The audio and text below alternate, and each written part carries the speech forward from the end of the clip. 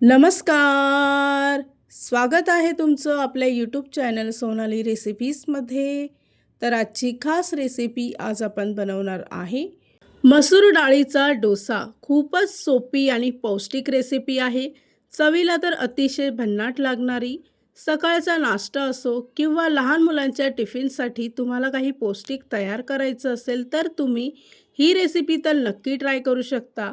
चला तर मग या रेसिपीसाठी लागणारे संपूर्ण साहित्य व कृती पाहून घेऊ. मसूर डाळीचा पौष्टिक आणि सॉफ्ट डोसा तयार करण्यासाठी इथे मी एक मोठी वाटी मसूर डाळ रात्रभर पाण्यामध्ये भिजवत ठेवली आहे किंवा 4 ते 5 तासासाठी डाळ भिजवत ठेवायची. त्यानंतर त्याचं पाणी सेपरेट करायचं आहे. भिजवलेली डाळ एका मिक्सरच्या भांड्यात टाकायची. त्याचबरोबर 3 ते 4 लसणाच्या पाकळ्या, 2 हिरवी मिरची कट करून यात टाकायची आहे. त्याचबरोबर आल्याचा एक तुकडा घेऊन थोडं पाणी टाकायचं. त्याची बारीक पेस्ट तयार करून घ्यायची. तयार केलेलं मिश्रण एका भांड्यामध्ये ओतायचं आहे.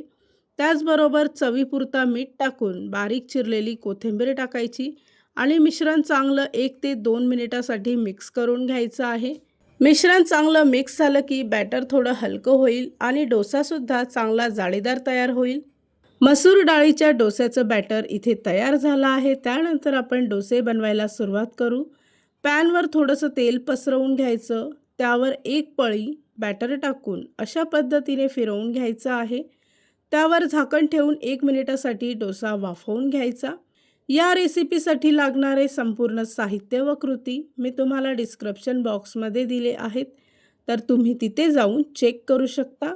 1 मिनिटानंतर डोस्याच्या आजूबाजूला थोडं तेल ओतायचं आहे व दुसऱ्या बाजूने सुद्धा 1 मिनिटासाठी झाकण ठेवून डोसा वाफवून घ्यायचा आहे.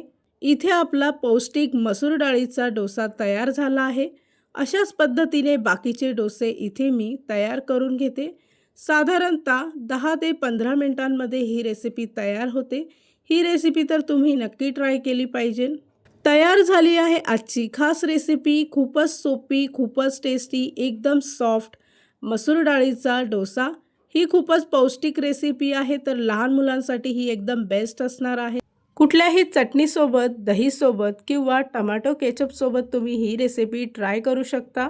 सकाळचा नाश्ता असो किंवा लहान मुलांच्या टिफिनसाठी ही झटपट तयार होणारी पौष्टिक ही रेसिपी तर तुम्ही नक्की ट्राय करून बघा. तुम्हाला खूपच आवडेल. आणि जर का तुम्हाला हा आजचा व्हिडिओ आवडला असेल तर प्लीज लाईक, शेअर आणि कमेंट करा. चॅनलवर नवीन असाल तर सबस्क्राईब करा.